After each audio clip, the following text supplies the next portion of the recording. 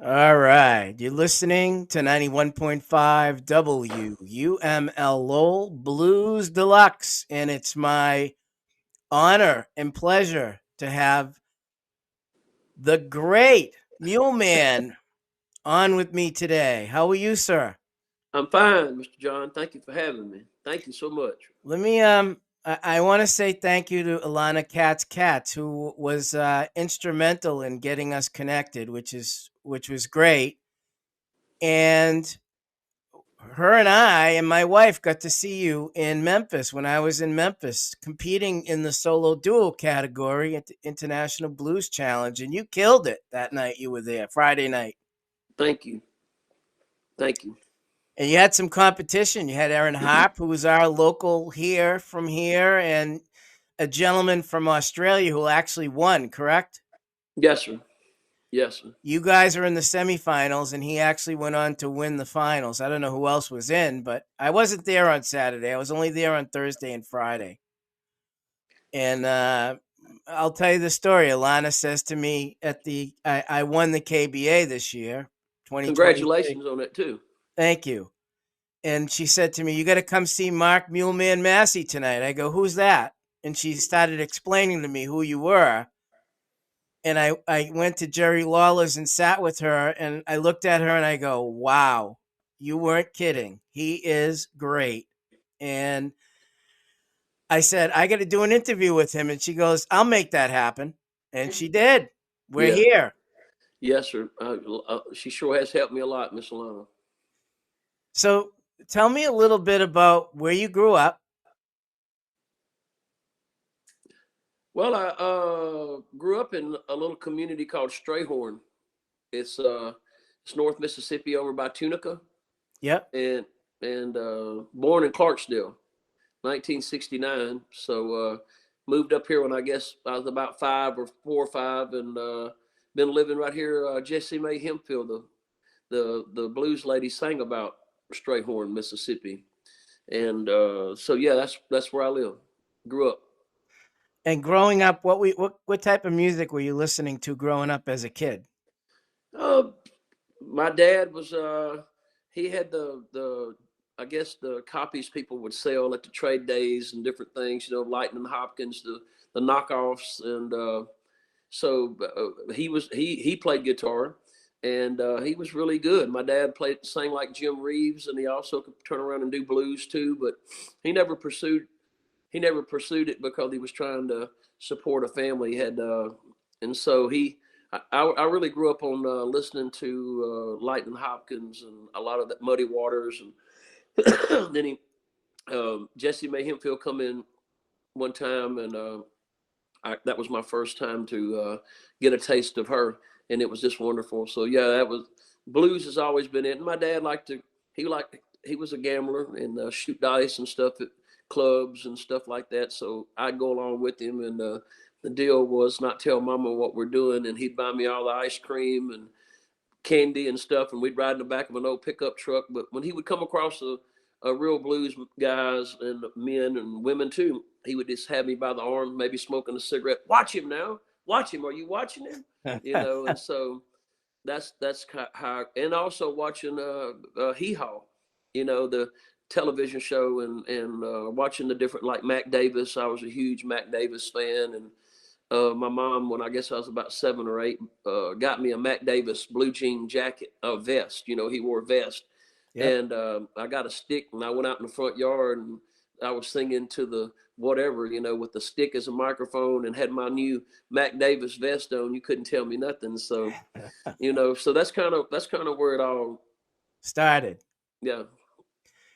And then I'm going to ask you about this video that you have, 11-minute video that was shot. It was shot by the who shot that video? Yellow Cat Productions was looking for Mr. Michael Ford was looking for mules, and he had been here 30 something years prior, and he interviewed a lot of people when he was at Ole Miss. Now he's going on. He'll be 80 this year, and still, he's just done all kind of things. in Africa, documentaries and things like that. Worked for several presidents, you know, in D.C. He lives in D.C. on as Capitol Hill. So he came, and back when he was at Ole Miss and back when he was a younger man, 30 plus years ago, and videoed a bunch of stuff. And he said he didn't even know what he was videoing at the time was going to be so significant. You know, now the blues people that he interviewed, Arthur Taylor, Turner, excuse me, and all the different kind of blues guys down here in North Mississippi, that he just documented it and come back later, 30, 40 years later, and they were all gone, and the mules were gone, and someone told him about me. He knew nothing about me, and he showed up one day and asked could he video or take pictures of my mules. And I said, yeah. And I walked him back there. I just had a little knee surgery and supposed to have been on crutches, but who needs crutches, you know, when you got pain medicine at that day. So I was an idiot and, you know, and walked back there on a bad knee. And so we got to talking. And when we got back up here to the house, you know, and he said something about music. And I said, you know, I play a little bit. And he said, oh, you do? And I started naming the people that I had played with and been around. And so I got my guitar and I played that song on the front porch that you saw. And but he took a little bit of this footage back to the Library of Congress and told them about me. And they said, go back and film me some more. And he came back and did a exclusive thing kind of. And he had a lot more footage, but it was, you know, down to about 11 minutes. And that was kind of how, and it's just, we built this relationship since then. Me and him talked to him today. He's like a dad to me now, and has helped me, let me stay at his place. When I first went to DC and everybody said I wouldn't fit in and they won't understand you and, you know, your country mark and all this kind of stuff. I said, I know that.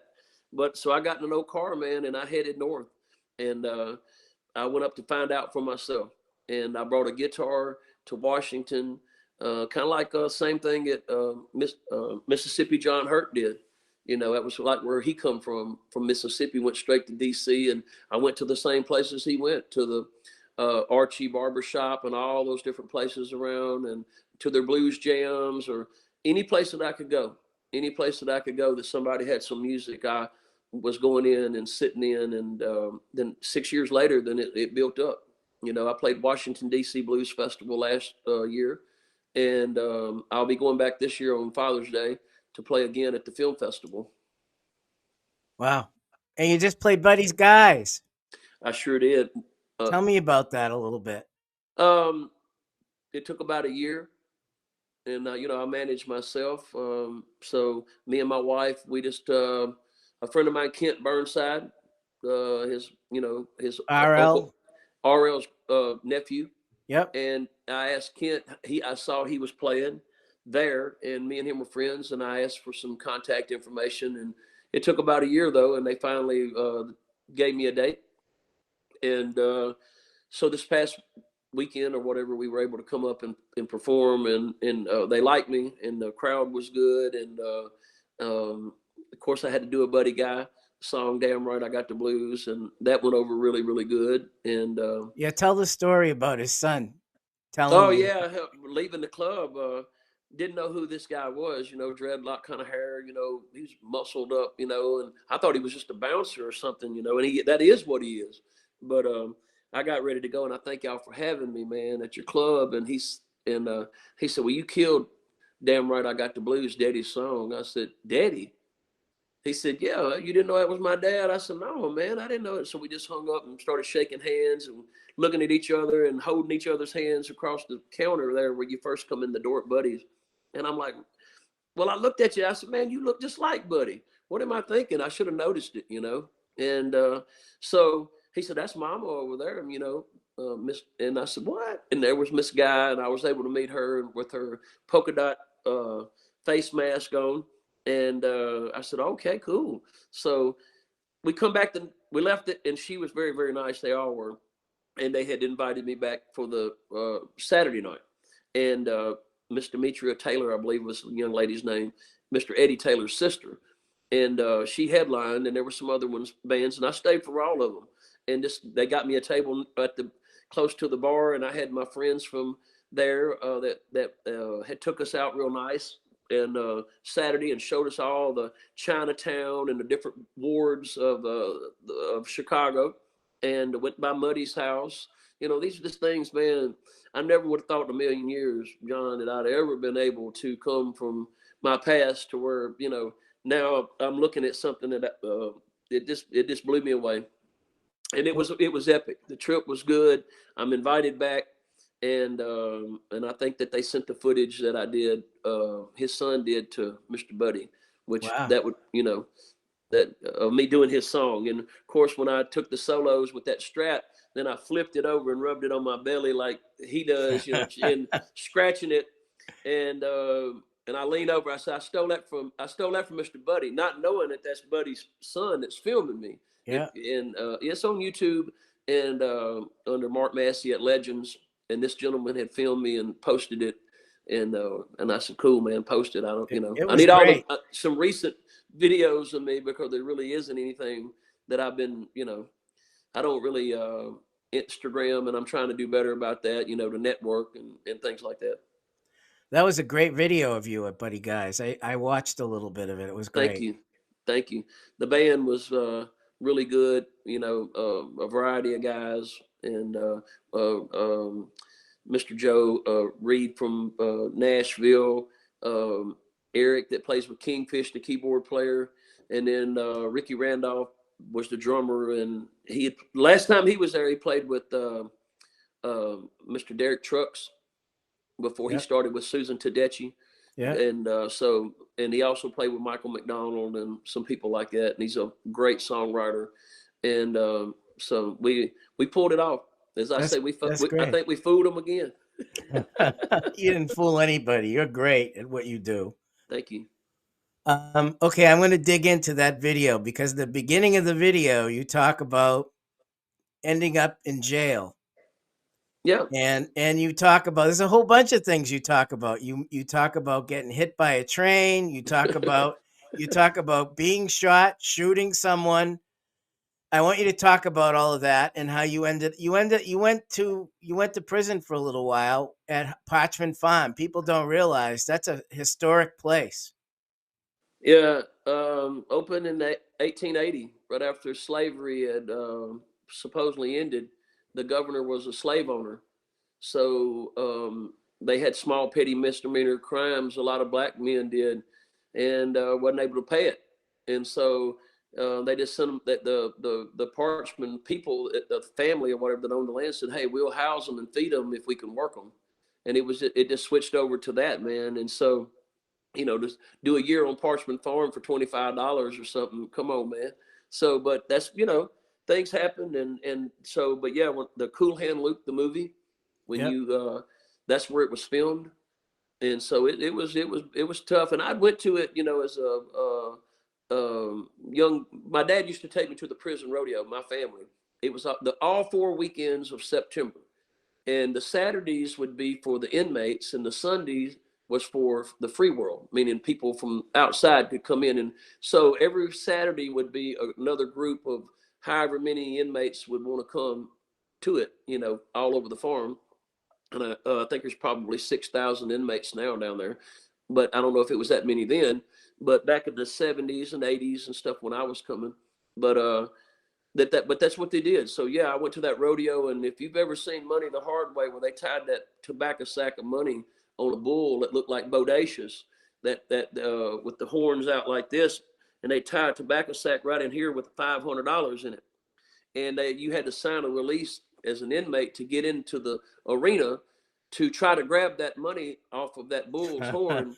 And you got 100 guys out in there, man. They still do it in Angola, but it's the most inhumane thing you've ever seen, man. I can't believe that you think running with the bulls is something, and that is something, but that ain't nothing compared to Money the Hard Way at Parchman Farm. When I was a kid, I seen a guy get hurt bad, man, right in front of me. I mean, teeth knocked out, knocked unconscious, and they wouldn't even come get him until the thing is over. So that's why you sign that waiver, is because they're not gonna come get you. Did he have If the you get hurt real $500? bad, you just get to stay in there Did he have And the you, $500 in his hand when he hit the ground? no, he did not, Mr. No. John. He lost the cake and didn't get to eat it either, you know, or whatever though. So I'm like, oh my God, I'm eating popcorn and I'm probably 8 or 9 years old. And I'm like, whoa, and this is violent, you know? And so you know how a bull will circle back Yeah. and he'll scoop you up, you know, and that's what happens to you too when you get left out. So long story a little bit shorter was, yeah, Parchman, is a bad place, and but I kind of forgot what I was supposed to be answering the question. Well, that's all right. That's all right. Let's talk about getting hit by a train to start with. Oh, before I went to Parchman, that's kind of it is funny, but it ain't funny. I just I borrowed your boat motor. I borrowed another buddy's boat and trailer. I borrowed my daddy's truck.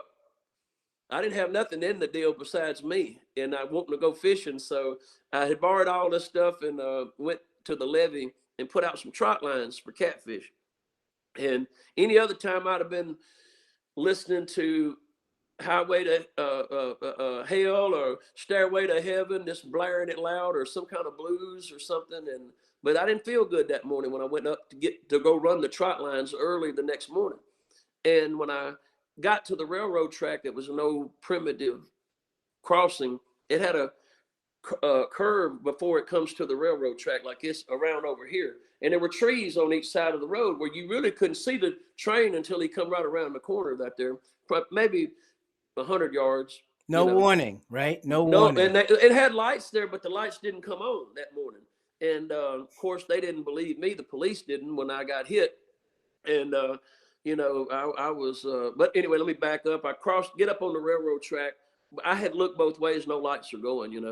And I'm like, I don't want to go too fast because the boat motor was flopping on the back of the boat, and knocked the foot off the motor, which ain't my boat motor. I borrowed it from my buddy, his little 9.8 Mercury.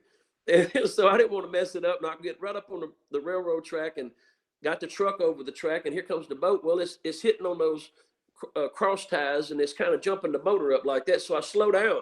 And about the time I slowed down, and I'd look for the train, right? Ain't nothing coming. Ain't no lights blinking. Still ain't no lights blinking. And I hear something just, thank God I heard it. Went, woo, woo. I said, dadgum, if I don't sound like a train. And I looked right there, and when I did, it was probably maybe 20 feet, 30 feet away from me. And it's flying. And it's nothing but two engines. One engine's going one way and one's facing the other way. And they're not pulling anything. And they're getting it. Going down to hook up at Crenshaw, Mississippi, where all the box cars was. And so they were probably doing a little faster than normal, I was thinking 50 or better. And they said, oh, it was like 40 or whatever. Whatever, I think it was even faster than that. But it was as fast as it would probably run, to be honest. But anyway, they as I just get over the railroad track, they hit the boat motor. They hit the boat right in the side. And it catapulted a 14-foot Polar Craft boat like you just threw it, just like that. It just went shot up in the air, and it went 75 feet in the woods, and it was pulling me down the railroad track, with the trailer, dragging me. And then finally the boat trailer twisted, and when it twisted it and it shot that boat off, then it quit pulling me down the track, So it hit the trailer, but it hit me too. But it could have been a lot worse. But then it took them probably a half mile to stop or more. And then they come backing up and, and jumping out and taking a bunch of pictures. And the old engineer, wow. I know he was nervous, but I just about got killed, and I ain't saying nothing. And I'd been, taught not to say nothing to my elders, try to yes sir, no sir. And boy, he's wearing me out. He's cussing me. He's calling me everything that you can imagine for a minute there. Till I finally had to tell him, I wished you wouldn't do that no more, and in a real nice way. And because I said, if you think you're scared, let me get in the train. You get in my truck. You think I meant to do that, man? I didn't mean to do it. The lights didn't come on. One word on to the next, police show up, and this fellow from the railroad company showed up. Had a big, long pry bar. And the track has got grease about that, like my fingers. I've been out there working in the yard. I just changed shirts to come in. I've been fencing and mechanicking before I got on this interview. And so it was supposed to be contact. when you touch that rod to this track to track, it sets the lights off. Well, there's so much grease on the track that thick, it didn't come on. And he walked 100 yards both sides of where you cross, and the lights never did come on. And So so they realized it wasn't they you. saw then that I had not lied about it, and they had hit me. Well, then after that, I guess about a month or so after that, I totaled out another car and totaled out another car, and then went to Parchman, and my lawyer, before I left, I said, well, what about the train wreck? I said, he said, well, I don't think we're going to be able to win that, Martin, with you going to Parchman. You're fixing to go. That ain't got nothing to do with it. But anyway, how'd you end up in Parchman?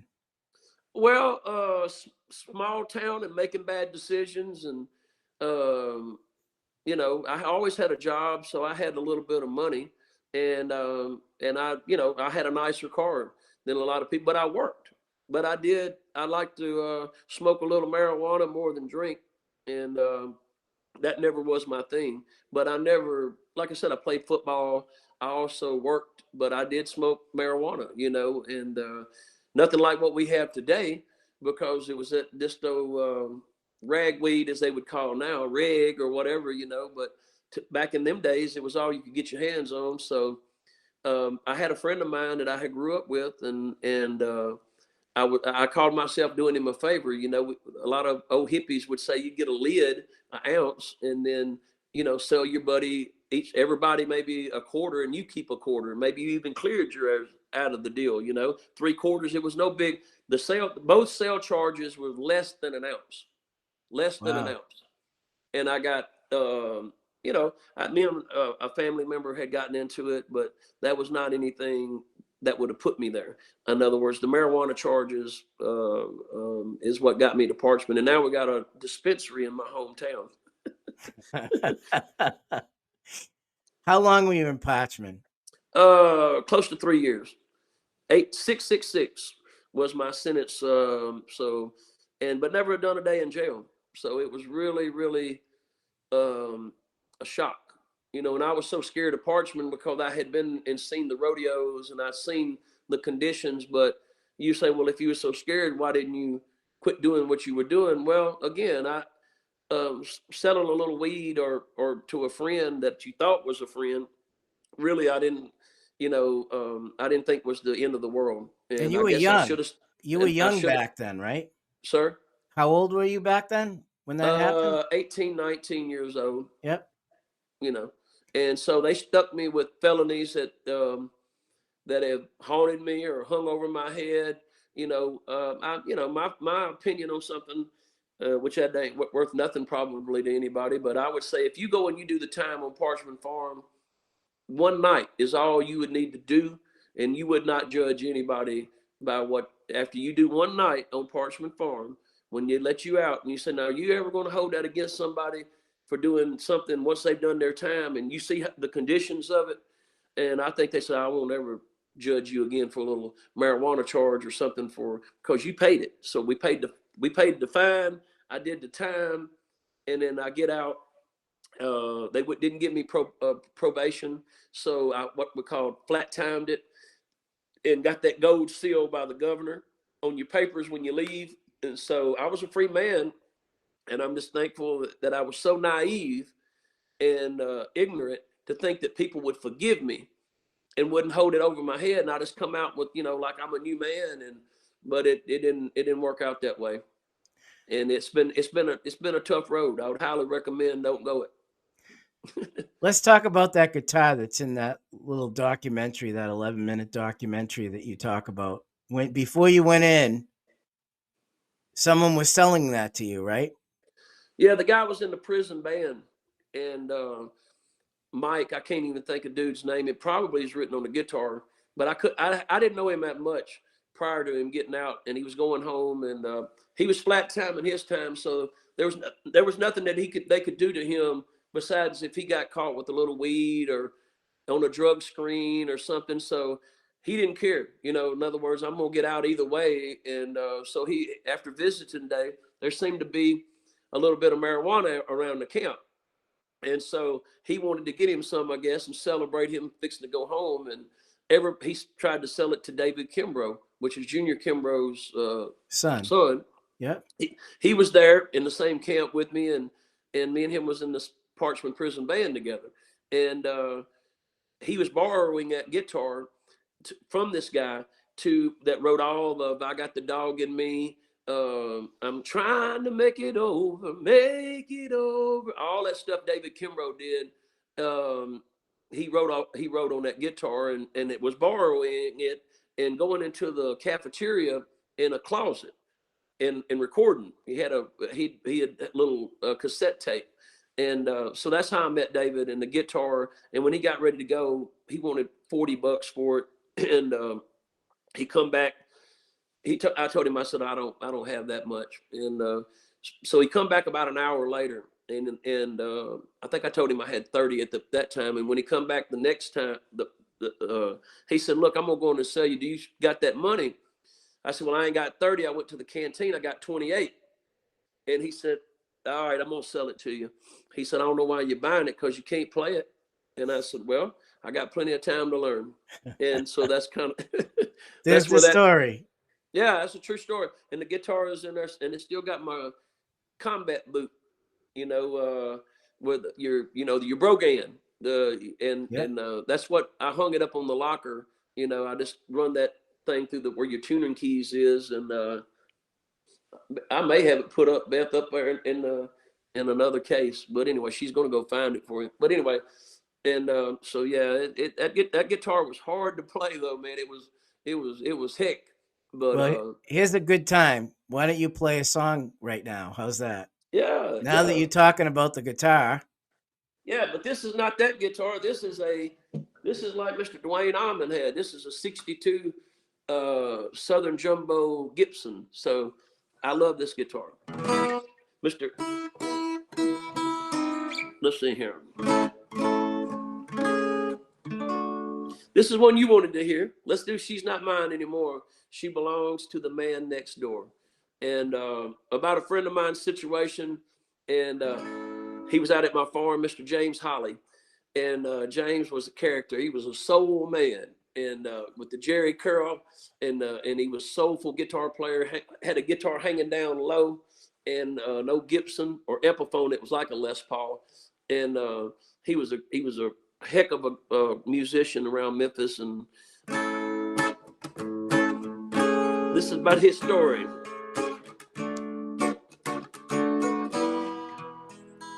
She's not mine anymore, no. She belongs to the man next door. I think my baby has found another guy. Every time I look at her, I can see it in her eye. How could I stand here, be so blind? Well, the man next door, well, I can see why. I should have known the night the way she act. She kept on snatching her love back. Oh, watch out now, John. Now I'm standing here trying not to cry. But things like this, guys, will mess with your mind. She's not mine anymore, no. She belongs to the man next door. She's not mine anymore, no, no. She belongs to the man next door. Ooh.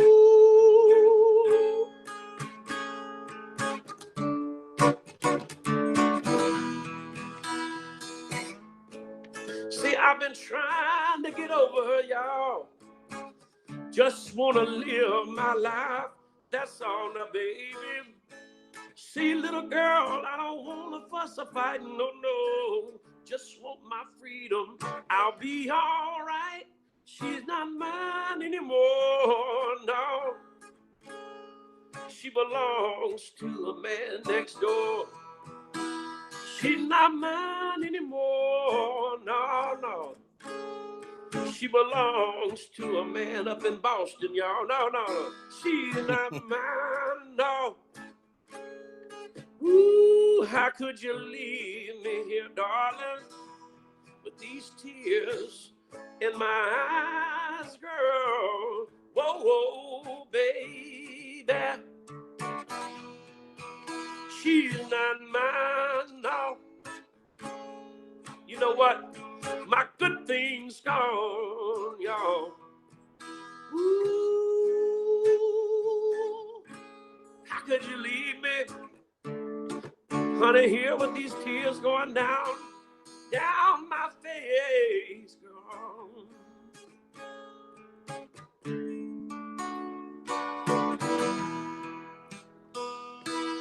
She's not mine. No. Yeah, that's great. That's great. Thank you. Thank you. So you were in the band, in the Parchman Farm band. What kind of music were you playing in the band? Country. Why? Country. Fair Why? and young. Hello, walls. How things go for you today? No That kind, blues, huh? Just no blues. country. He didn't want to hear that. The old Mr. Wendell Cannon had been there for 40 something years when I got there, working with inmates. The governor at that time, he was on the road with Fair and Young, and the governor had become a fan of Fair and Young and him, Mr. Cannon, Wendell Cannon, and so offered him a job at Parchman with the inmates. That's how, you know, he come off the road with Fair and Young, started doing this at Parchman, and started his own family, and he did it for 40 years, and thank God he did. So, because when I went and auditioned for him, and I sung, I thought pretty good, but he chewed Applejack tobacco and he spit in a tune. When I got through it, hell, I thought y'all said he could sing. And so that's the way he didn't cut no slack, man. He was like Yosemite Sam. And so But you but I can went in there sing. and I met But him you in his can't. But you can sing. I couldn't in. I had a they could hear something in my voice. Mr. Ronnie Gregg was in the prison band, a guitar player, and he had been in the band, got out, went back home, got out of prison, went back, and he had another 10 years mandatory. When I had got there, he had done 7, so or 8, and so he heard me singing "Walking the Fence" with headphones on, and he approached me later. You don't ever walk up on nobody like that. But later on, he approached me and told me, or asked me, he said, "Hey, man, come out here on the picnic table. That guitar that I bought," he was playing it. And I said, he said, "Do you know any Merle Haggard?" I said, "Yeah, I know some Merle Haggard." And so he went to playing it. And after about a song, my throat would go to hurting. I'm like, "Man, I don't know why my throat's hurting." He said, "Well, you ain't using that big belly of yours. You got to use that big belly to put it out." And so he worked with me a little bit at the camp, and then he's the one that got me to audition to that would have took me letters and possibly never would have made it into the, you know, I might not have ever got the opportunity to even audition if it had not been for Ronnie Gregg.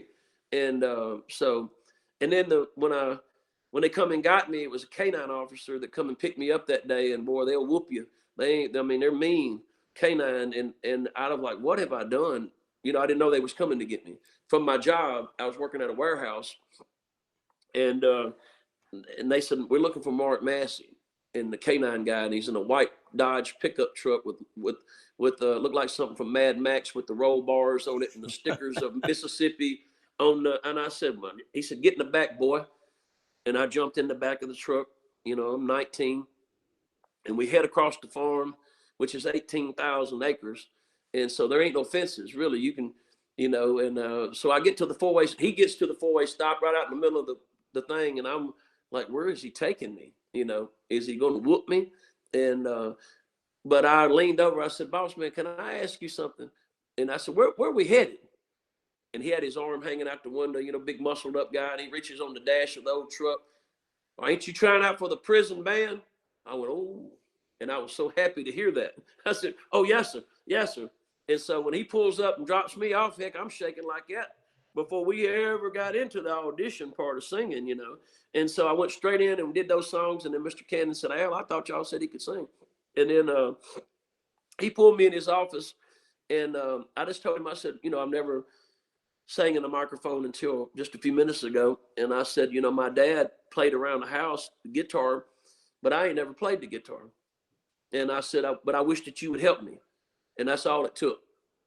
and his big toughness went down. He said, all right, we'll see what we can do. And then you had to go to classification board, which was 3 black ladies, and they were like school librarians. They were and maybe back in the kind of the civil rights movement kind of looking black ladies, really nice, educated women. And they're sitting there at this board, and I come in. And there's a bunch more people that's auditioning for this now. There's 10 of us out that's waiting to come in.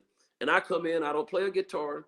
And, you got to usually do 2 things, play an instrument and do something else to get in the prison band. And I'm like, man, I don't know if I'm going to make it. So I go in there, and even though I got Mr. Cannon's blessings, I still had to meet the board. And then there was those 3 ladies, Mr. Massey, you don't play any instrument? I said, no, ma'am. No, ma'am. Well, what do you do? And I said, well, I sing. Yes, ma'am. But she said, she looked down at the paper. Well, let me hear you sing. And I didn't start singing. And she said, she looked up, Mr. Massey, do you want to get in the prison band? You better get to singing. And I went, chasing that neon rainbow, I'm living that honky-tonk dream, which was Alan Jackson that was out at the time.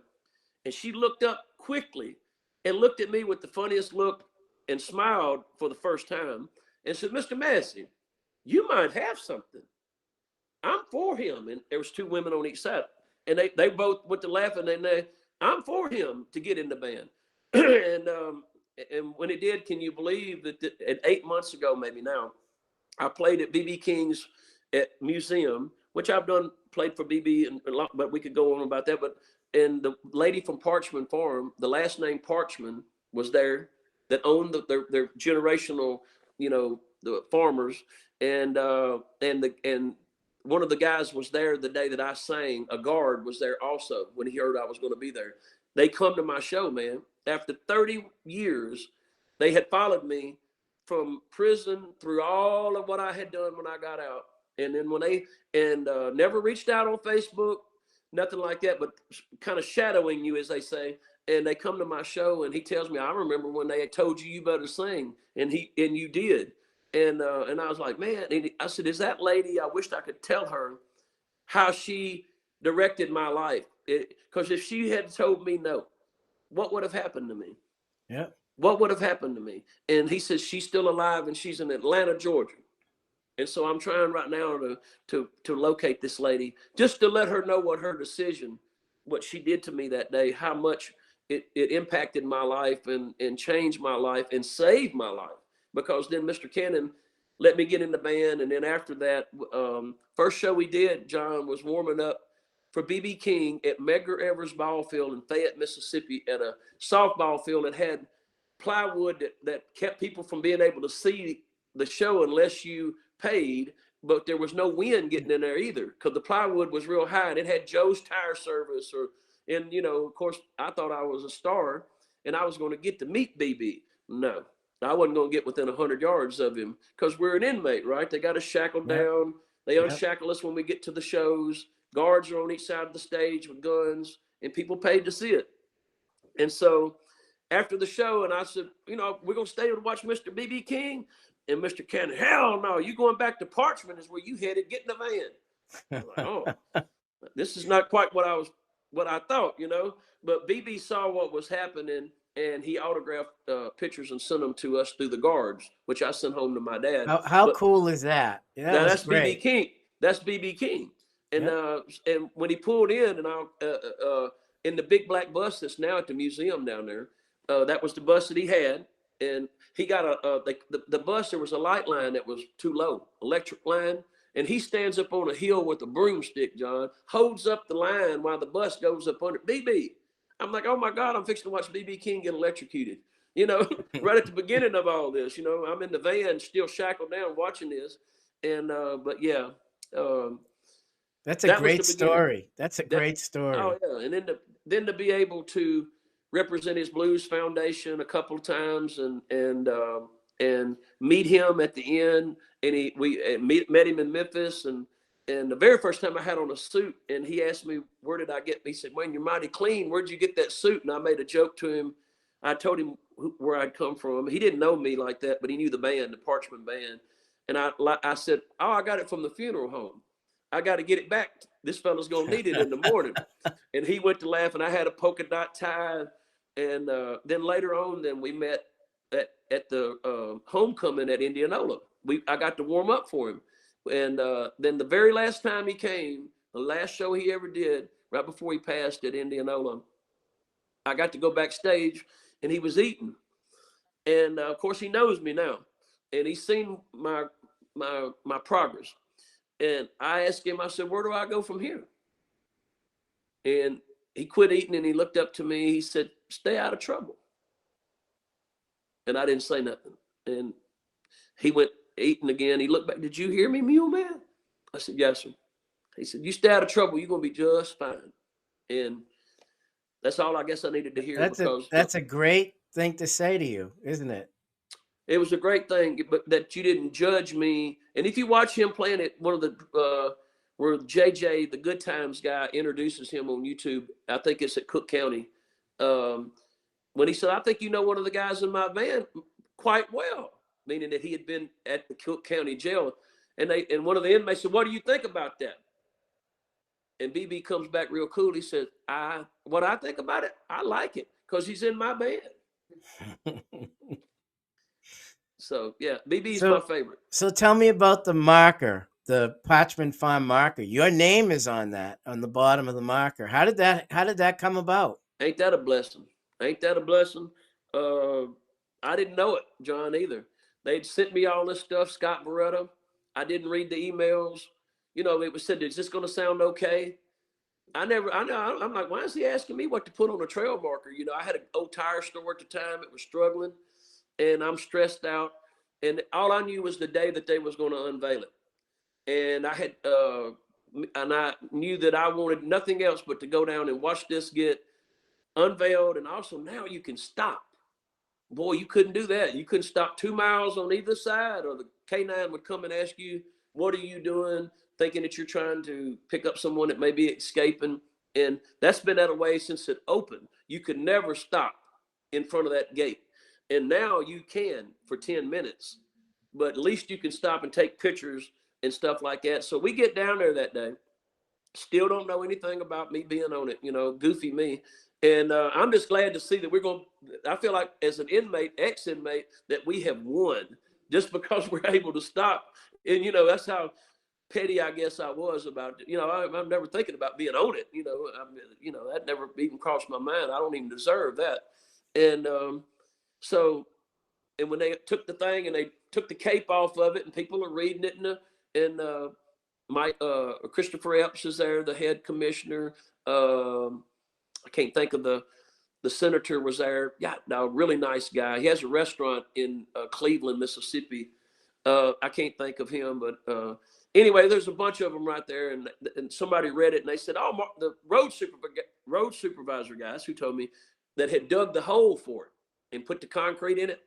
And we had been talking prior to the ceremony starting, and he said, "Mark, your name's on it," and that's when it hit me, and it still gets me emotional. It was such an honor, and Scott Beretta did that. Scott Beretta, where a lot of people would have shunned me, not mentioned my name, but he told the truth. That's all I ever wanted. If I ain't in it, don't give it to me. If I don't earn it, don't give it to me. But when I do earn it, like a lot of older people that's been whooped down, black people have to work twice as hard to get it. At least give it to me when I do it. And that's the kind of the way that I had felt that I was being pushed back, because I knew what genre of music that I'm singing. Nobody has to tell me what that is. You know, what I know exactly what it's all about. And I'm very appreciative, and I have the utmost respect for these older blues guys, and always have. Anybody's ever known me can tell you I step back. You know, when them guys were there, I stepped back, but and never thought that, you know, how quick it was going to be that I would be coming possibly to try to fill some of those slots if there's ever such a thing. But yeah, when we read it and I looked and I saw my name on there about a band of trustees that traveled for 40 years, I think is what it says. I not quote it right here, and it says, and 2 bluesmen that come out of this band of trustees was David Kimbrough and Mark Mule Man Massey. I'm the very last name on it, and It Wow. meant so much. And the lady that filmed that day from the news thing won some kind of award from that story. So I'm just so happy. So you're legendary now. Ah, no, I wouldn't say that. You ready for another song? One more. We'll have you play one that you want to play, not one that All I right. asked you to play. How's that? Oh, I know what I'm going to play. I'm going to play you something new that nobody's really. It's going to be coming out at the fall of the year. Lord willing, about October maybe. It's called "You Can't Tell Me Nothing About the Blues," and it's about my younger days. So check this out.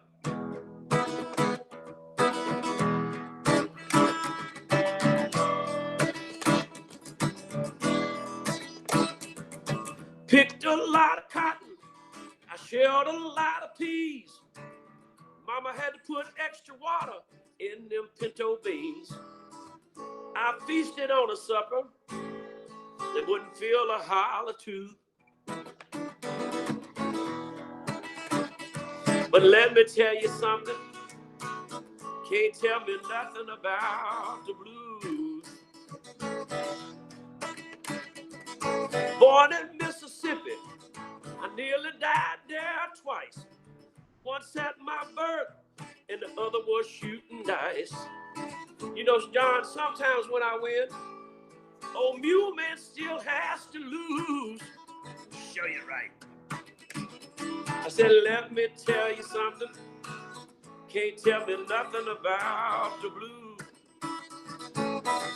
Here we go. Said, you can't tell me nothing that I ain't already felt. I got a lot of hard times under my belt.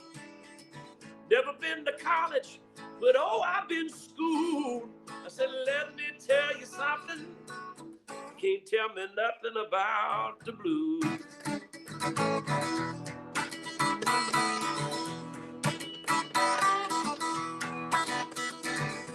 Did a little time in Parchman, slaving on the farm. I left a beautiful woman, I broke her and mama's heart. You know, every time I called home, people, all I got was bad news. Said, let me tell you something, can't tell me nothing about the blues. Said, you can't tell me nothing that I ain't already felt. I got a lot of hard times under my belt. Never been to college, but oh, I've been schooled. I said, let me tell you something, can't tell me nothing about the blues. I said, let me tell you something, can't tell me nothing about the blues. Oh no, I said, you can't tell me nothing, can't tell me nothing about the blues.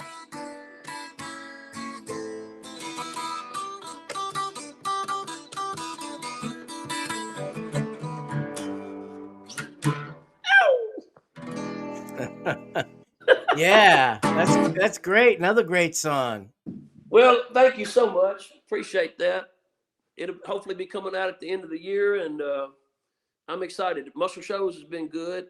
I've got a Peanut Montgomery thing that's going on. Peanut Montgomery, Mr. Peanut Montgomery, tribute that I was invited to do on May the 4th, Thursday of May the 4th. And what it is Peanut Montgomery wrote 40 or 50 George and Tammy Wynette, We Got to Hold On. But what he really did, all those hits of George Jones, but what he also co-wrote was the song Look Who's Back in Town, Sally Sue Brown. Are you familiar with that song? Yep. Then that's who co-wrote it. And so I'm going to get to do that song at the Ritz in Sheffield, which is, I think, the first big hit to come out of Muscle Shows. And I'm playing, I think it's T. Graham Brown. There's a lot of big name older country stars and people that's going to be there. And here I am. So I'm happy. So let's talk about, there was one time, I don't know if it's one time, but you went back to prison, but actually playing yourself. I still do. I've been doing it for 6 years. I've been trying to put the music back in behind the prison walls. It changed my life, and I'm really, I think that these guys, they need music. I think that they're having to buy it. I mean, at a canteen, they can't even listen to the radio. They have to buy the songs and put them on something, and to listen to them. And but when I come in and I would like there's several things that people come in with, prison ministries and things, and I'm all for that. Don't get me wrong. I always was looking for somebody to come in, any reason to get some kind of hope, and they wouldn't give it none, brother. Back in the early 90s, they didn't care. There was not, I don't think they care much now, but the rehabilitation, it was, when those women would come in, those black ladies would come in and preach to us on a Sunday, John, and you think I'm kidding you, man, they would cuss them. They'd be cussing them, man. That we was in the cage and they'd be asleep or whatever, and then women would be trying to preach, to us through the gate because they wouldn't let us out, and they would sit there and cuss them, and I was like, how could you do that, man? But I was there and I saw that, and then I was like, man, I just remember when people would come and visit, how much it meant to me.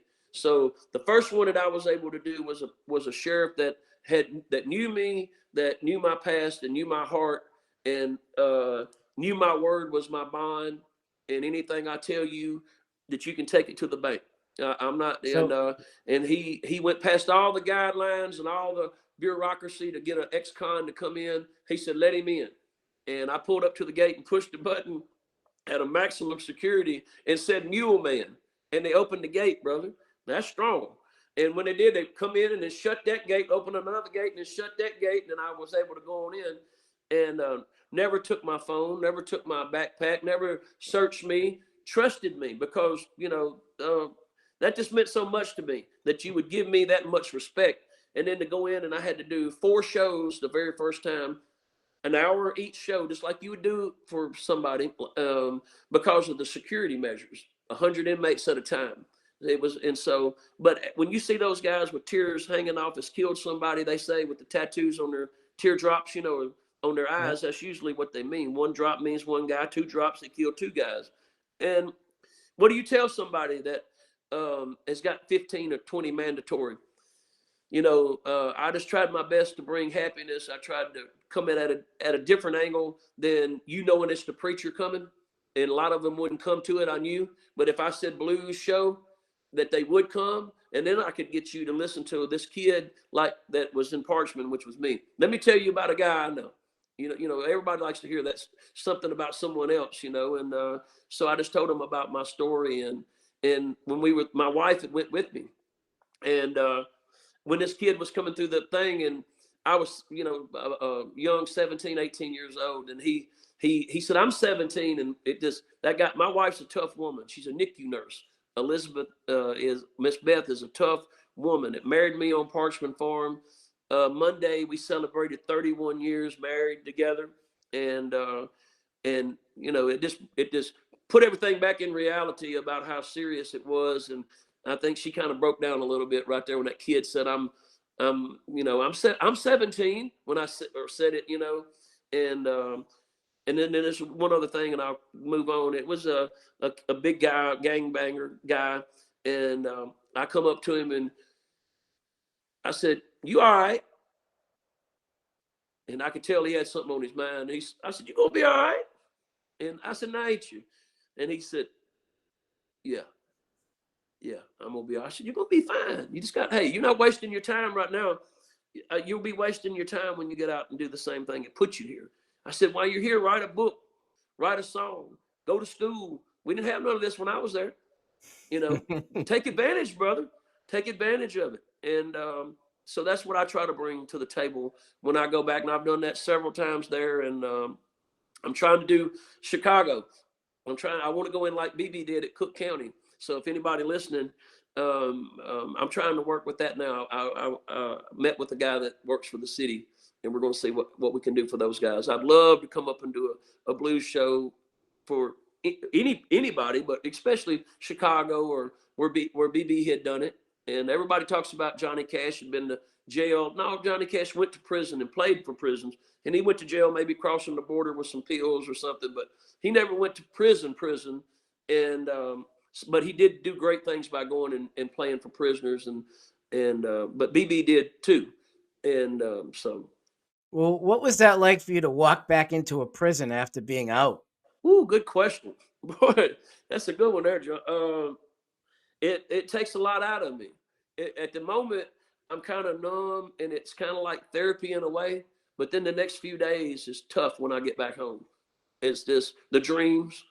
You know, I still have dreams about Parchman about once a month, and this is as real as if you're there. It's just, you know, it's something that scarred me, and in a good way to keep you straight, I guess you could say. You know, when you have that kind of dream, like just right now, I got picked up for whatever, and you never know what the charge is.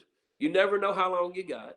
It's kind of like running and you can't get away, you know, and that's the kind of way the dream is. So, but when you wake up, you're a whole different.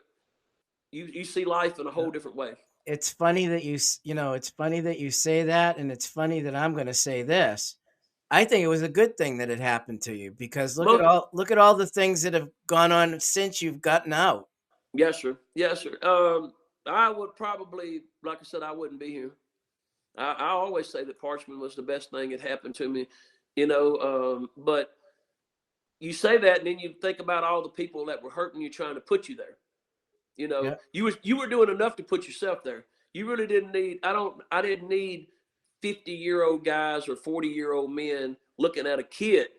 I was a kid, and to do me like they did, they tried their best to bury me forever.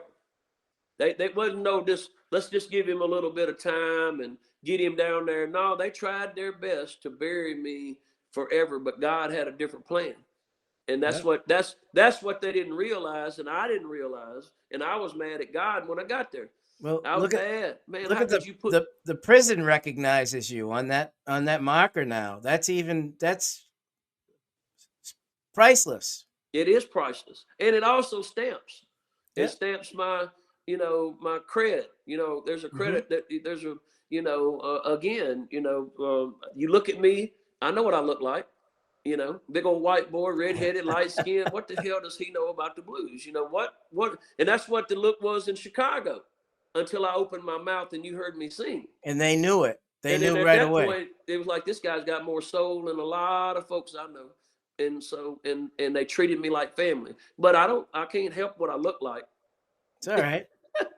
So I got a question about North Mississippi Hill Country music. Now, you are the future of that. You know, guys like R.L. Burnside and Junior and T. Model Ford and all those guys from that period or that era are gone. Most of, if not all of them, and their kids are around. But now you're part of that North Mississippi Hill Country.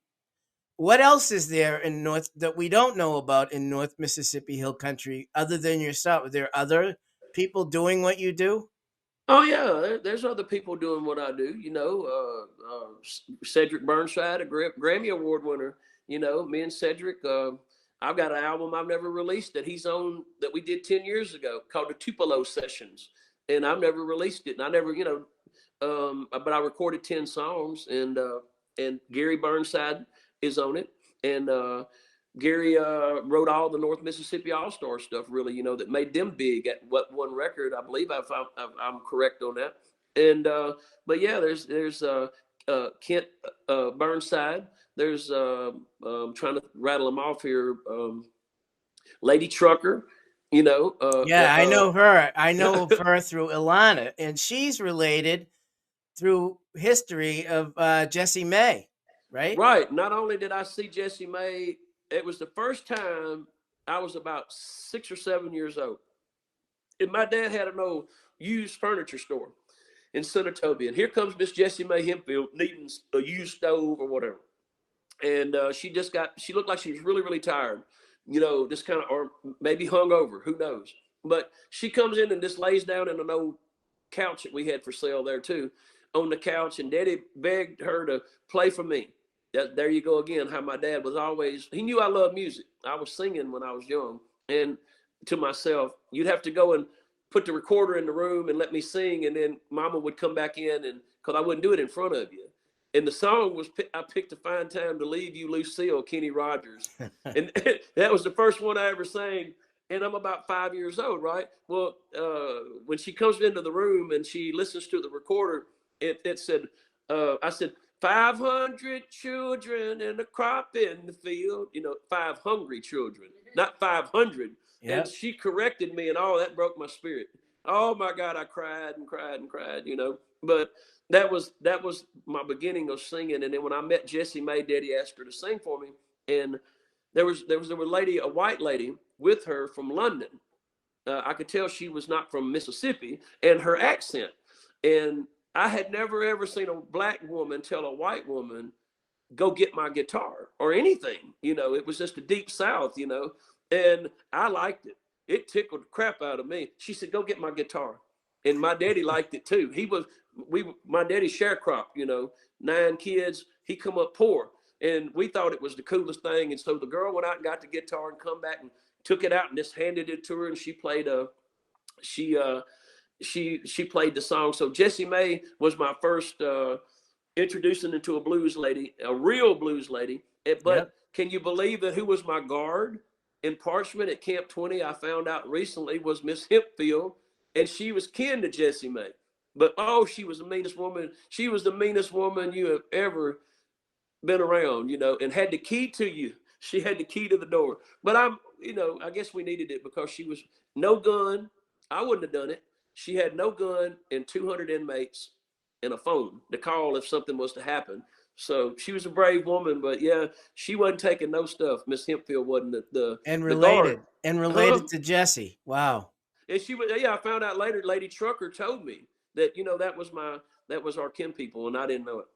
But yeah, but there's a lot of people. I call myself, when I kind of get alienated from the hill country a little bit because of my style of me not playing possibly like Junior or doing their songs all night long. Or of course I can do them. But when I met Junior Kimbrough and I asked him at the club when he was just about fixing to pass, I said, I don't know what to do. I sing country and I sing blues. What should I do? Which way should I go? And Mr. Junior Kimbrough said, can you do them both? I said, well, yes, sir. He said, do them both. And then you're going to come up with your own style.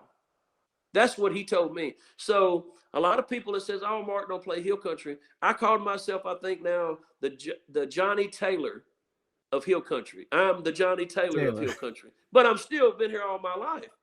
Yep. I live about 3 miles or 8 miles from Arthur Turner, where he, Jessie Mae Hempfield, my wife, her dad was driving tractors and stuff with Mr. Mississippi Fred McDowell.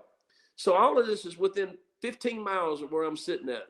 And to call me not hill country, I don't think it's fair. You are, though. You are. I know you are. Thank you.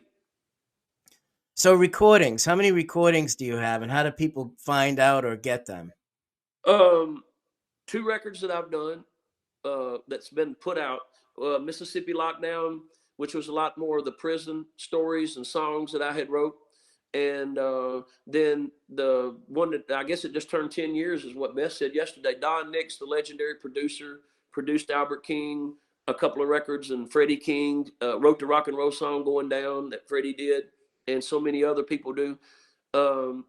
Funny story, I was scrap ironing cars, got enough money for one day at the studio at Ardent in Memphis.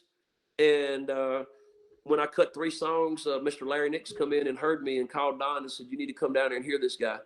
And he come down and and listened to me. And at the end of the day, he said, I want to produce you, Mark. And I said, I can't afford you. And Don Nix, if you know Don Nix or have heard about Don Nix, yep. Don Nix is a little bit wild. And Don said, I'll do it for corn, whiskey, and weed. I said, well, maybe we can make that happen. And so that meant basically I would do it for nothing. And he did. And he said, I think this will be something that you'll look back on when you're an older man and you'll really like this record. So it's on Spotify. It's on all your things that you could do, or you can Facebook me if you wanted a hard copy and me and autograph it and send it to you. I'll do whatever you want to do. I just appreciate. And I what's have the what's that one nicest. called? The Don Nix record? What's it called? No. It's called One Step Ahead of the Blues. There Excuse you me. go. There you go. Thank you, Mr. Get me on track. And but yeah, that was that record. And so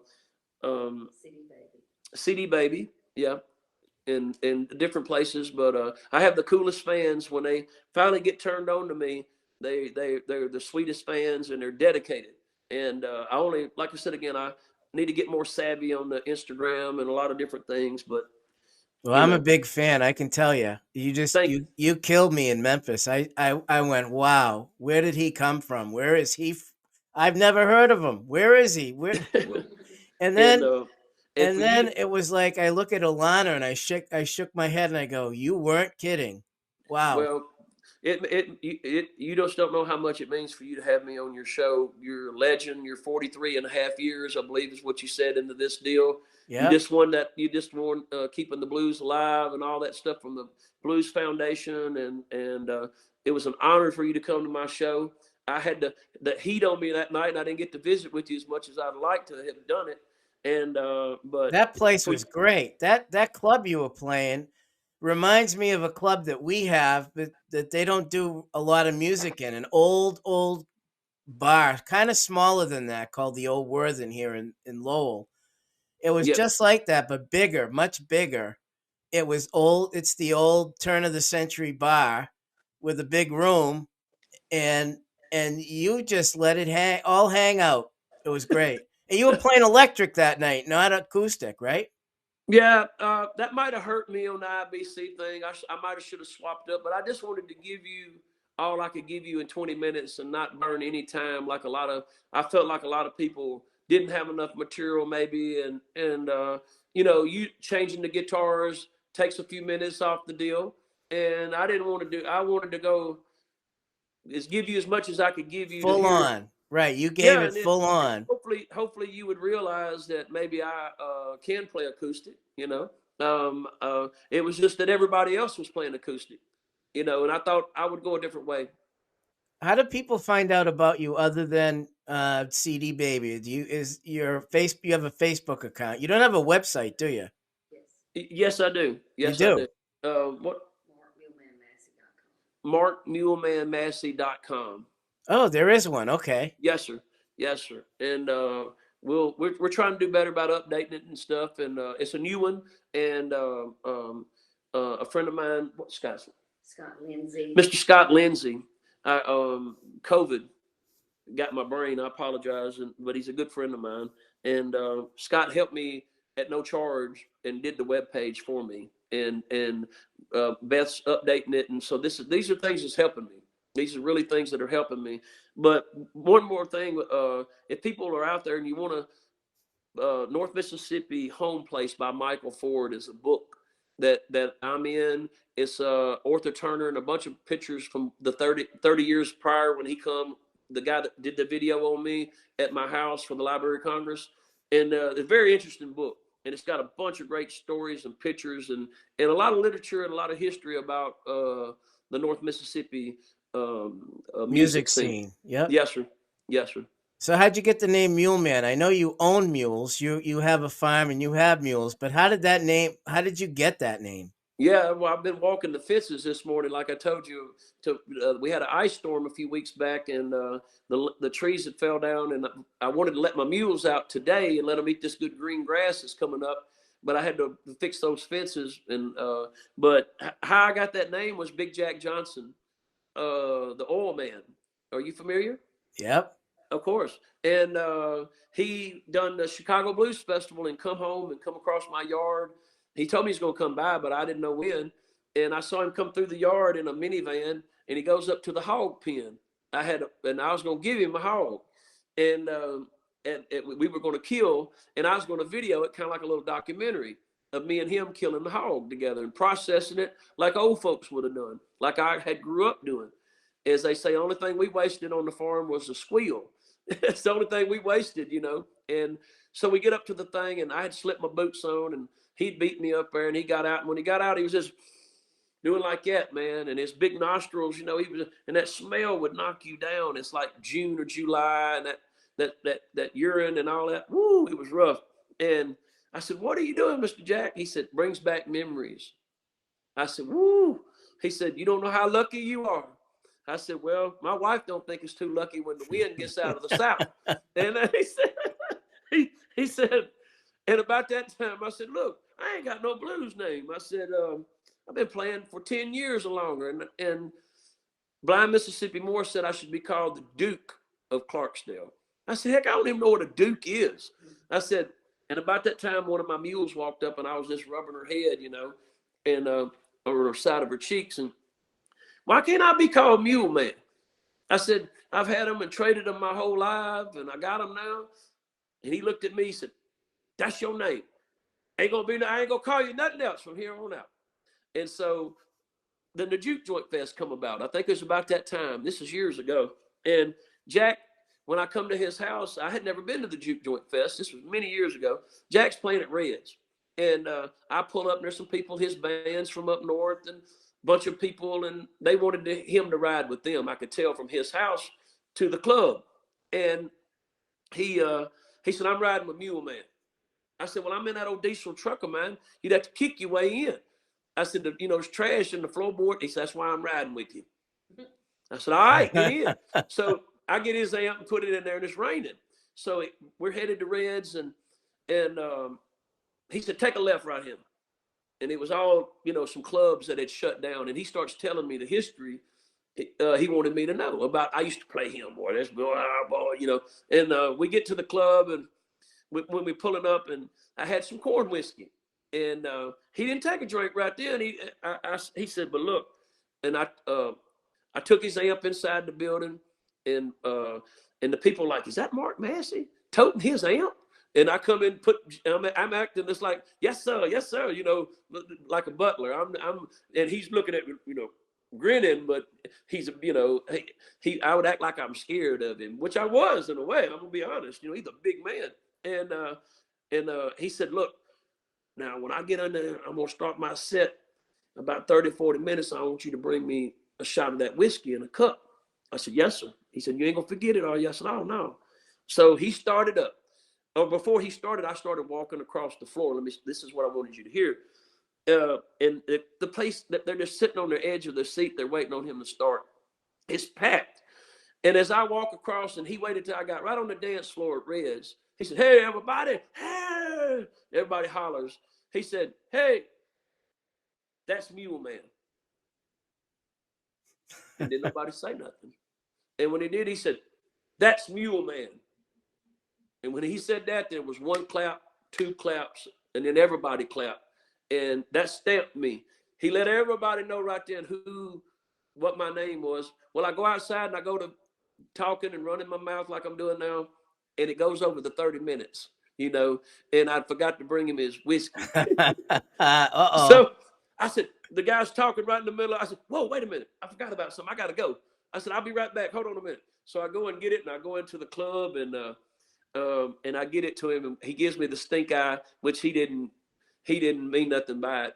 And he would do that to me on the guitar when I'm playing, and I'd start doing something real fast, you know. He just hit my hands, John. Anybody do that? Do this. And then I'd be sweating, boy. Miss Johnson, his wife, would say, she said, why are you sweating, Mark? Why are you sweating? I said, whoo, the heat's on. The heat is on. But so Big Jack was such a great friend to me. And I looked up to him from prison. He had the bandana on.